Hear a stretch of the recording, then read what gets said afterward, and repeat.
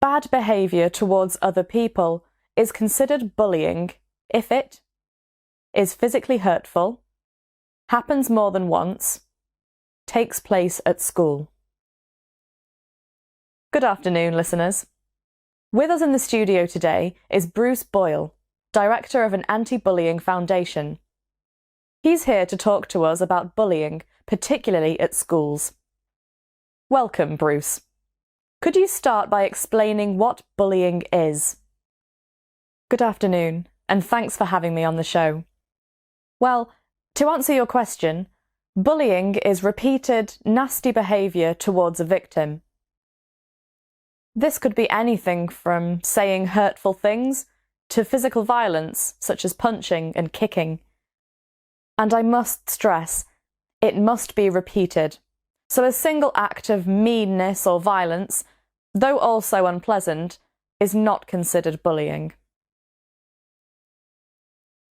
You mentioned hurtful comments and violent behaviour, which I suppose are the signs we are most familiar with.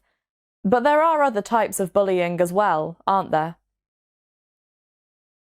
Yes, the examples I gave are very obvious forms of bullying known as direct or face-to-face bullying. It's the type of behaviour that a teacher can see and try to stop. But there is also indirect bullying, which isn't as obvious. It can include the bully giving the victim threatening looks, spreading rumours, making fun of the victim's clothes or personality, and not including the victim socially at school or at after-school events. This kind of bullying harms the victim's relationships with their classmates. I suppose it's more psychological than face-to-face bullying. And finally, there's cyberbullying. It's been in the news a lot lately. There have been some very serious cases. Unfortunately, that's true.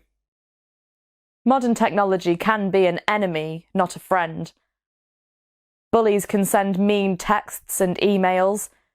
They can take and share insulting photos and post unkind messages on social networking sites. They can pretend to be the victim online and behave badly or in a way that may harm the real victim's relationship with others. It's a very cowardly form of bullying. In some ways, it's worse than real-life bullying. Cyberbullying can happen 24 hours a day, and the victim can't escape it.